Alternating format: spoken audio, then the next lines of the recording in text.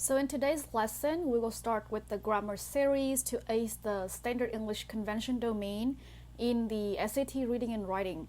We will have a total of 3 grammar lessons in the Take5 5-week study plan. And this first grammar module will cover the basics of conjugation and tenses of verbs. So what is conjugation? It refers to the way a verb changes forms according to the subject and the tense.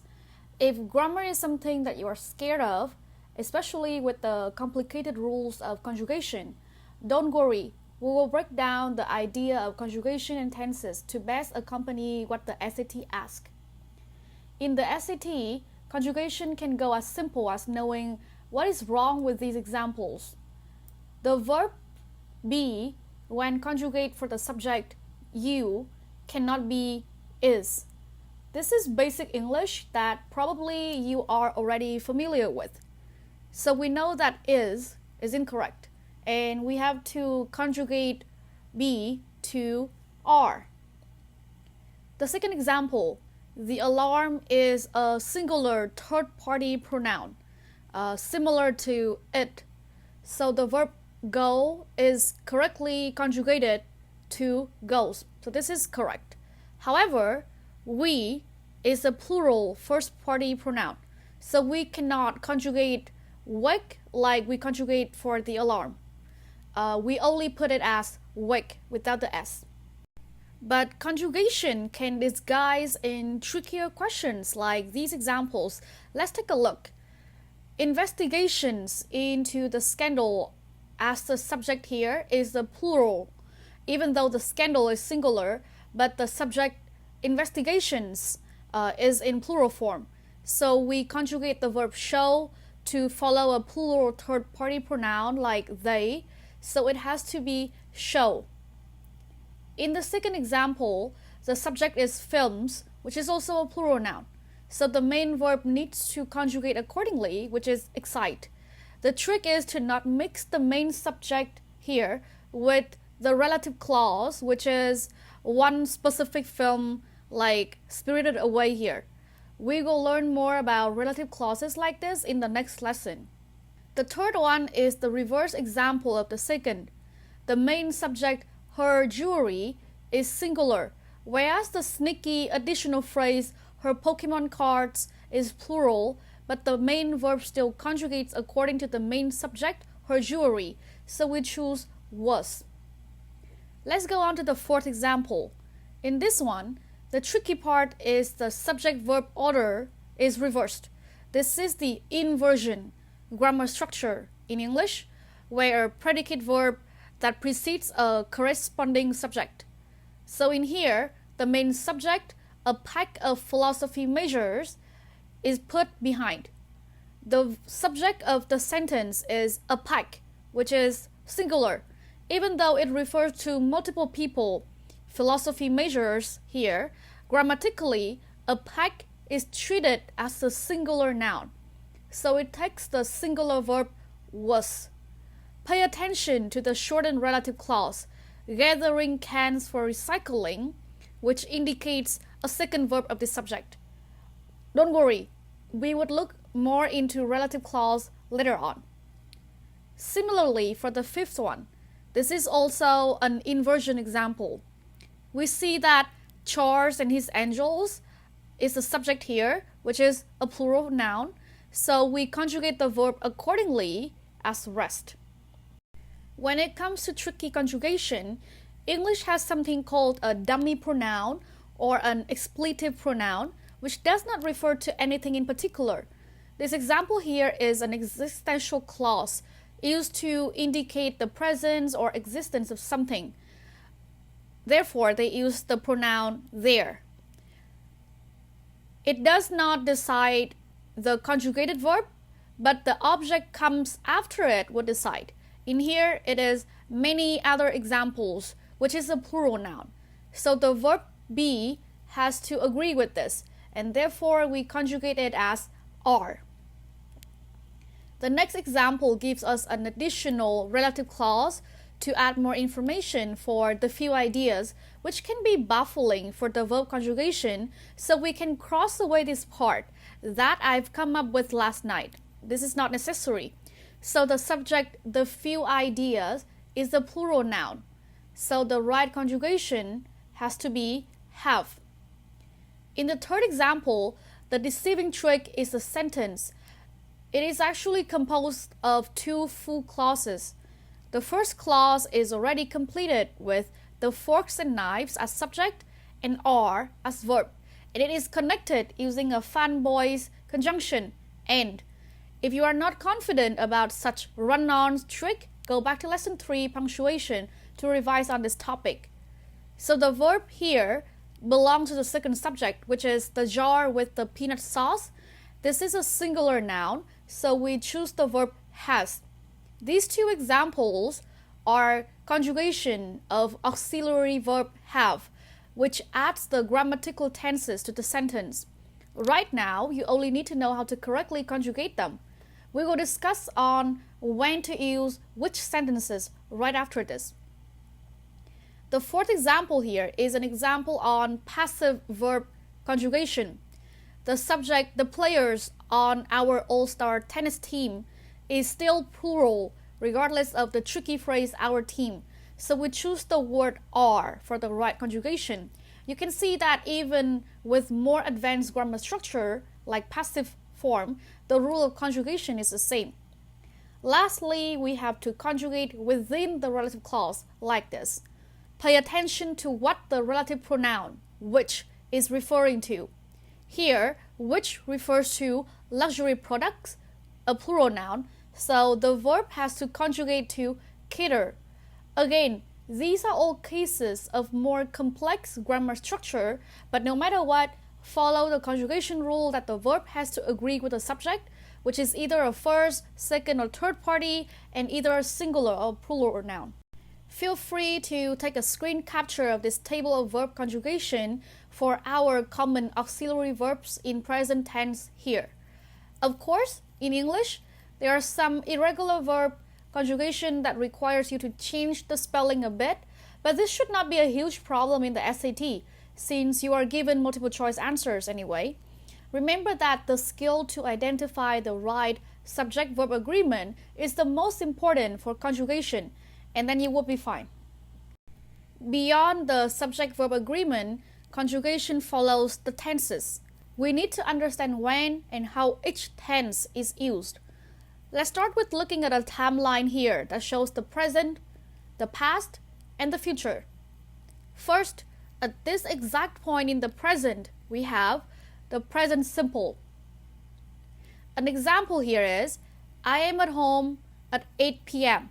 So this is happening now. Then, at this point in the past, we have the past simple. I was at school at 8 a.m. This was in the past because we are at 8 p.m. now. And at this point in the future, we have the future simple. I will go to the cinema tomorrow. So these are pretty simple and straightforward, right? Now, around this exact present point, we have the present continuous, which is to describe the process of something taking place now. Like, I am at home at 8 p.m., but I am doing my homework. So we know that this action is going on now. Similarly, we also have a past continuous to describe something in the past as a process. Usually, we use this information as a background when telling a story. Like, I was at school at 8 a.m. as the past simple or the main event, and it was raining when I was at school, provides the background of the story. Of course, we also have the future continuous, like, I will be hanging out with my friends tomorrow at 10 a.m. Also provides the background information of what you will be doing tomorrow. We also have the present perfect, which is used to describe the completion or an entire process that has started in the past and can extend to the present or just ends very recently. Like, I have worn my uniform all day. meaning I started wearing uniform in the past, maybe the same time as when I was at school this morning, and I'm still wearing it now, or I just took it off recently. But it shows the entire process of wearing the uniform all day. We also have the past perfect, which is used to describe something that already ended before a point in the past. We focused on emphasizing the order of event here. So remember that 8 a.m. I was at school, and before that, I had bought a coffee before I went to school. So the action of buying a coffee has to be completed before the event of being at school. Or the past perfect action has to be completed before the past simple action. We obviously have the future perfect, which also shows the process that will end in the future. Like, by tomorrow, I will have been at home for 3 consecutive days. Usually it would have the ending time in the future, something like by tomorrow here. Of course, we also have the perfect continuous tense for all 3 points in time, but it is not as common. So as long as you know exactly when and how to use the simple, the continuous, and the perfect, you have already tackled like half of the standard English convention questions in the SAT. Let's practice some examples on what tense we should use here. Usually with the 2 verbs of the same subject, the electric violinist like this, we want them to be similar in tense, because put is not conjugated in the present tense like puts for the electric violinist, which is a singular third-party pronoun. We know it has to be in the past simple tense for it to make sense. So the second verb is also the same. It has to be shook. 2. This person is still in the job, and the reason for that is his salary. So it has to be happening now. Or it's a fact, like the sun rises in the east. So it has to be the present simple tense. Is the correct answer. 3. This person is describing her favorite place in present tense. So more descriptions or more facts about this place will also be in the present tense. So is. 4. Since the host presented the award in the past simple tense, the winners are also placed in the same timeline. So it has to be past simple as well. So were. 5. Since the conversation of the salesman and my uncle is placed in the past simple, the background of the conversation has to be in the same tense, especially when we don't see any past continuous tense here. It has to be went. 6. This sentence gives us 2 tricky answers, claiming and having claimed. We can eliminate them first since they will violate conjugation rules, and because there is no such verb in this gerund form that can stand alone without any correctly conjugated auxiliary verb. Now between present simple claims and present perfect has claimed, the only fitting is gonna be A, because you don't need a process that takes place from the past to the current present to claim something. It's just a statement being said at this very moment. 7. This discovery took place in the past, and with the indicator at that time, its effect also took place in the same time, in the past, even though it is after discovery. So we use past simple, surprised. 8. This sentence is a series of verbs conjugated in the present perfect form, has invested, has built, and has something else. Even though the auxiliary verb has is shortened in the last 2 verbs, we can still see the verb agreement across all the sentence. So the correct answer is traveled.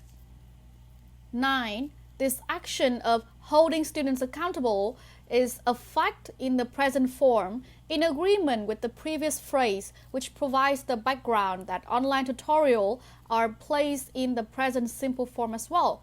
So we choose the answer hold. 10. Since the previous phrase is placed in the simple tense, monkeys play, the second phrase is also placed in this present simple. So we choose chirp. 11. The process of acupuncture is described in the present simple tense. However, notice that we are hitting the needles, They can't heat up themselves. So this is a passive form, but still it has to follow the present simple. So we conjugate the verb be in the passive form to be are.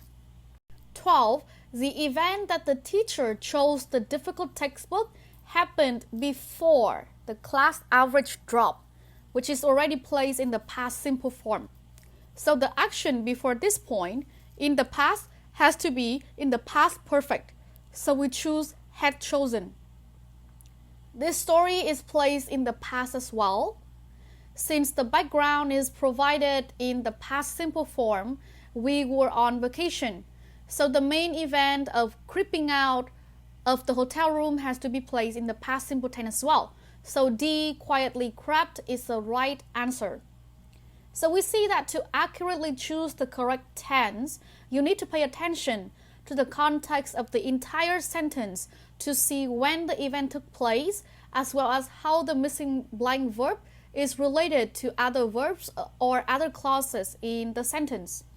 One last note on conjugation and tenses is the application of them on a more advanced structure, the conditional sentence.